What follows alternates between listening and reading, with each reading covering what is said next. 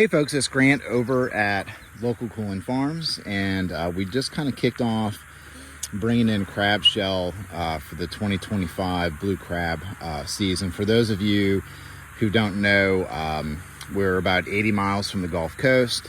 We're about 45 miles from Pasture blue crab in Slidell, and they're a crab processing facility. So what they do is that they get the blue crabs from the fishermen, they bring them in, they cook them, and then they actually hand pick them.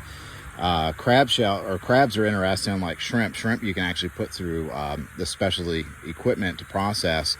Crabs are a lot more complicated, and so all of it is hand picked, which is a fascinating thing to see. Anyway, we're bringing in the crab shell to the farm to compost it, because we can really use it with our soils. The majority of our place was in row crop production, mostly corn and soybeans and things, for years and years and years, heavy tillage. And so when we got the place, hardly anything was growing on the topsoil because there was no topsoil left. It was all basically exposed clay. So we've been doing a lot of work on the farm, composting residuals like coffee grounds and other things as part of our composting business as well. And then we've been putting a lot of that compost on our pasture to help rebuild that soil. The crab shell is particularly fascinating because our watershed here in Bogalusa goes into the Bogalusa River, which goes into the Pearl River system, which then goes into that Pearl River estuary system going into the Gulf, and that is the habitat for the blue crab. So so they're harvesting the blue crabs out of those estuary waters. We're getting the crab shell, we're putting it in our soils, and then we're preventing, by building up our soils, we're actually preventing a lot of the runoff and stuff that's actually going back into that estuary system. And over the years with soil erosion on this place, that's where all the soil went to eventually. And so we're in a weird way, we're bringing back minerals and things that we lost on this place back into our system. Unfortunately, we got to truck them over here, but that's just part of the deal. So we'll get this crab shell.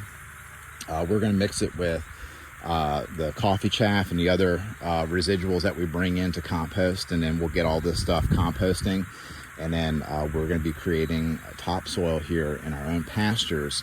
And the reason that we're doing that is because we have a grazing operation, so we're grazing cattle and goats in a grass-fed rotational grazing regenerative type system. And so the more grass we grow, the better the cattle and the goats do, the better business is, basically. And so it's a really cool situation to where we're composting, we're recycling. Composting is a form of recycling, so we're recycling the crab. It's not going to landfill that throws out methane gas and a bunch of other stuff. And so we're able to get this pretty valuable waste product and actually turn it into something. And so it goes towards the facility's zero waste goals. It goes towards our soil building goals. It keeps material out of the landfill. It really is the way that we need to do things. So looking forward to getting the first round. We'll get, right now we'll get 4 of these bins about every week, which is, 4,000 pounds or so, give or take, of crab shell every week.